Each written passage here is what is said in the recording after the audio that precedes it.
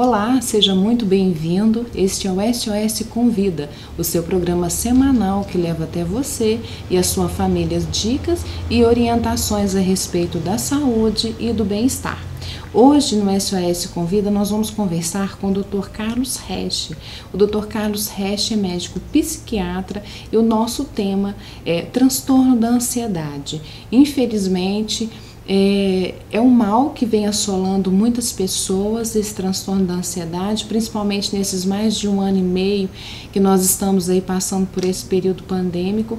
Então nós temos muitas pessoas com esse transtorno da ansiedade, nós precisamos falar sobre esse assunto e para adentrarmos mais sobre a ansiedade, sobre esse tema tão importante, nós vamos conversar com o Dr. Carlos. Eu já vou fazer a primeira pergunta para ele.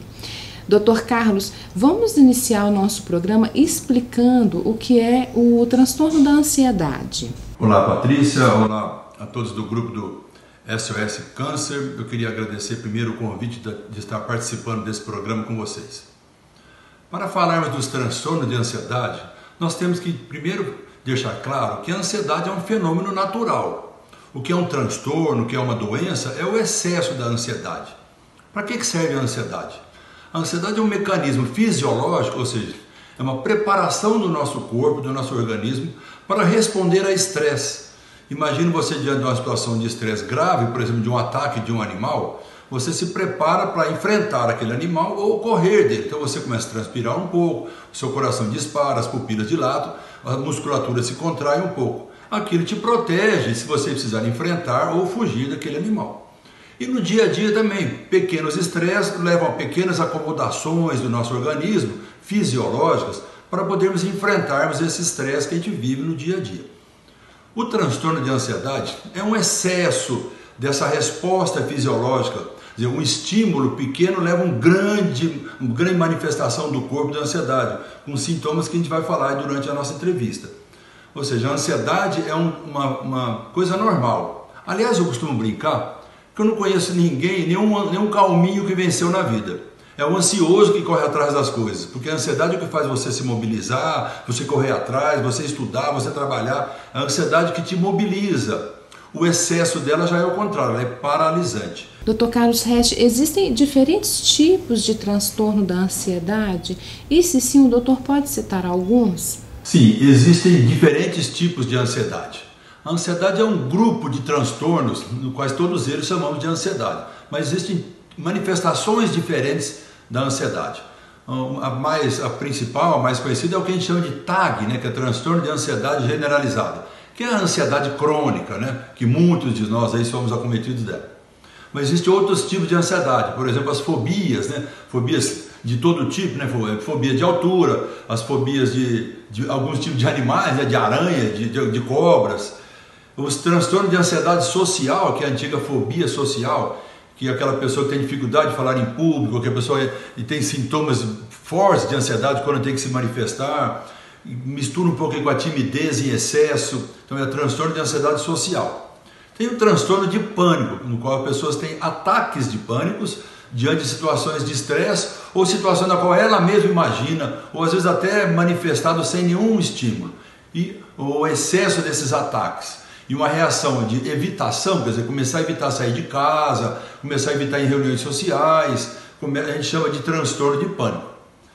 Existe também o TOC, que é discutível. O TOC é o transtorno obsessivo compulsivo. É discutível aí se ele é do grupo de ansiedade ou se ele é separado. Mas o que se sabe é que todo mundo que é portador de transtorno obsessivo compulsivo geralmente faz parte do grupo dos ansiosos. O que pode desencadear a ansiedade e ela pode acontecer sem motivos ou causas aparentes? O que pode causar a ansiedade?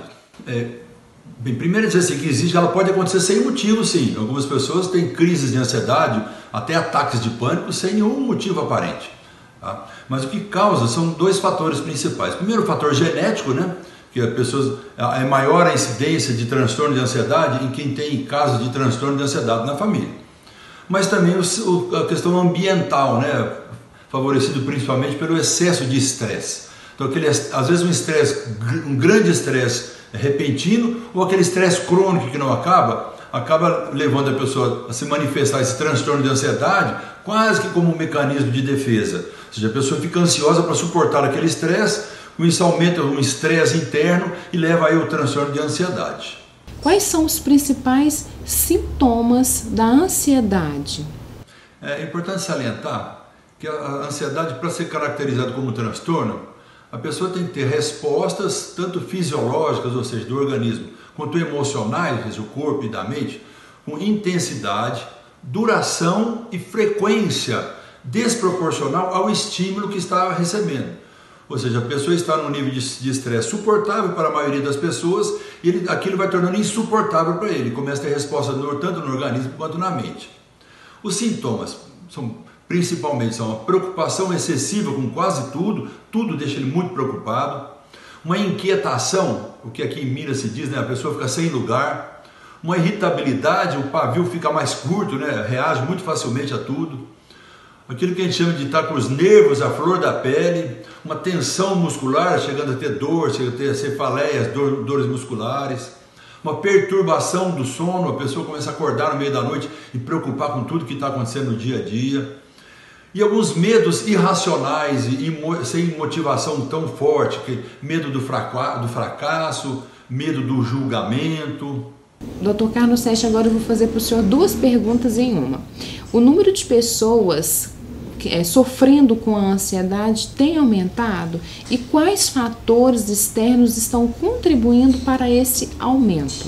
Sim, infelizmente o número de pessoas acometidas de transtorno de ansiedade vem aumentando exponencialmente. O Brasil é o país hoje que tem o maior número de pessoas com transtorno de ansiedade. Se calcula que mais ou menos 19 milhões de pessoas sofrem hoje com ansiedade no Brasil.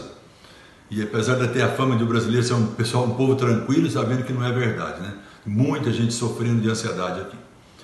A causa disso tem fatores externos realmente, né? E além dos fatores internos, como a gente já falou, tem fatores externos, principalmente a velocidade que o mundo tem vivido hoje, com a questão da tecnologia. Nós temos sempre a sensação que estamos atrasados, estamos sempre desatualizados, estamos sempre correndo atrás, nunca dá tempo para fazer tudo que a gente tem que fazer. Um acúmulo de estresse, né? As pessoas hoje acumulam funções, acumulam afazeres. Vamos pegar a mulher principalmente, que hoje tem que trabalhar no mundo competitivo, cuidar de casa, cuidar de filhos. Agora na pandemia, então, os filhos passaram muito tempo aí dentro de casa, fazendo dever de casa, a mulher trabalhando no home office.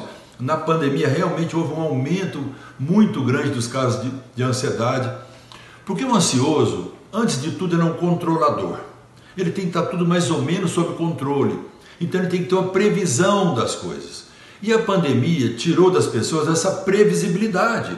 Agora, graças a Deus, vem melhorando, mas no auge da pandemia a gente não sabia de nada. Assim. E os tratamentos, eles sempre serão farmacológicos, Dr. Carlos Regis? Não, o tratamento para transtorno de ansiedade nem sempre envolve o uso de medicamentos. Se recomenda tomar ansiolíticos apenas nos casos mais graves, no qual existe um grande prejuízo funcional, ou seja, a pessoa já está tendo algumas limitações na sua vida. O tratamento deve envolver, em alguns casos mais graves, medicamento, né?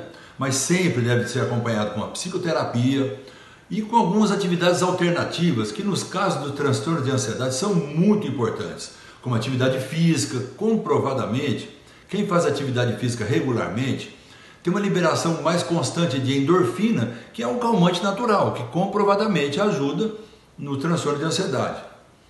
E também é importante para os transtornos de ansiedade a prática de yoga, de meditação. Hoje um tipo de meditação muito importante que tem se tornado cada vez mais ligado ao tratamento dos transtornos de ansiedade é o que chamamos de mindfulness. A pessoa tem que aprender a desacelerar, a prestar mais atenção no agora. Dizem que, inclusive, que a ansiedade é o excesso de futuro, né? Então a pessoa tem que, com a terapia, com a meditação, com o yoga, aprender a viver mais o presente, estar mais agora, mais centrado, mais focado no que está vivendo, sofrer menos com o futuro. Os pacientes podem contribuir para o sucesso de seu tratamento, e se sim, de que forma? Como em todo tratamento, né? A participação do paciente é diretamente relacionada ao sucesso do tratamento. Dizem que até tem uma passagem na Bíblia que diz: faça a sua parte que eu te ajudarei. no tratamento é a mesma coisa. Se o paciente não ajudar, o tratamento não funciona. O que a gente vê aqui no dia a dia do consultório é que o paciente mantém as mesmas condutas, a mesma atitude, se mantém tudo igual e quer uma resposta diferente. Se ele não mudar o comportamento, mudar o seu dia a dia, a forma de enxergar as coisas, se envolver no tratamento, na psicoterapia, na atividade física, nas atividades de relaxamento, ele não vai melhorar. O que a gente vê na prática é que as pessoas contam só com o remédio para melhorar. E antes de tudo, tem que ter humildade para pedir ajuda, para buscar tratamento, para falar com as pessoas, abrir o seu coração com algum amigo, familiar e pedir ajuda. Doutor, pode acontecer de um paciente que sofre de transtorno de ansiedade recusar o tratamento? O grande problema da pessoa recusar tratamento, da pessoa não tratar do transtorno de ansiedade, principalmente no início, é esse transtorno se cronificar e passar a ter um transtorno de ansiedade mais crônico, que quanto mais crônico, mais difícil de tratar. Eu tenho um caso da minha vida profissional de um paciente que num dos transtornos de ansiedade, que é o transtorno de pânico, chegou a ficar mais de 10 anos trancado dentro de casa, de medo de sair. Era um sintoma pequeno no início que foi agravando, e não tratou, e a hora que viu estava 10 anos trancado dentro de casa. Aí é muito mais difícil de tratar. Graças a Deus ele conseguiu se tratar, teve uma melhora, mas foi um processo que demorou bastante. Certamente, como o senhor mesmo disse, essa recusa ela gera muito sofrimento nos familiares. O que fazer nesse caso? Qual o conselho do senhor?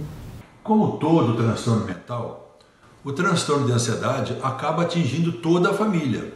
Então o sofrimento individual acaba sendo um sofrimento familiar.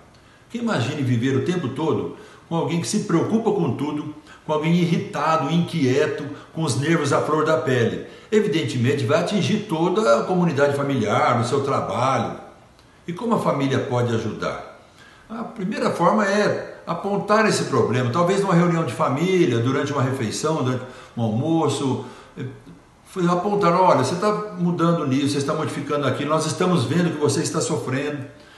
Talvez levar a pessoa nas consultas iniciais, na psicoterapia inicial, mas principalmente apoiar e tentar levar uma modificação na família toda, porque é possível que o cerne do estresse está na família também. De repente a família precisa ser tratada. Dr. Carlos Sesti, para encerrarmos o nosso Convida de hoje, por favor, eu gostaria de pedir ao senhor para deixar uma mensagem para as pessoas que estão nos assistindo, que se identificaram em si ou em um familiar, características do transtorno de ansiedade. Bem, uma mensagem que eu posso deixar para aqueles que estão sofrendo com o transtorno de ansiedade, ou você que não quer vir a sofrer desse transtorno, tire um tempo para você, invista em atividade prazerosa. Se a sua vida está de tal forma que você não consegue ter 1 hora por dia para você, a sua vida não está boa. Você precisa reorganizar a sua vida e ter um tempo para você, para fazer alguma coisa só por prazer. Aquilo que você gosta, procure encontrar uma atividade que seja prazerosa para você. E faça um exercício diário para aprender a ser ansioso quando preciso, mas tranquilo quando possível. Dr. Carlos Sesti, muito obrigada. Suas informações elas foram preciosíssimas para nós. Eu tenho certeza que foram valiosíssimas para várias, centenas de pessoas que têm nos assistido. Muito obrigada pela contribuição do senhor. E eu espero de todo o nosso coração recebê-lo novamente. Um abraço para o senhor, muito obrigada. E para você que nos acompanhou até aqui, muito obrigado pela sua companhia e não se esqueça, o nosso programa, o nosso encontro é sempre às quartas-feiras às 19h30. E eu peço para você para compartilhar esse vídeo, essas informações são muito importantes e ela pode mudar a vida de alguém. Um abraço para você e até o próximo programa.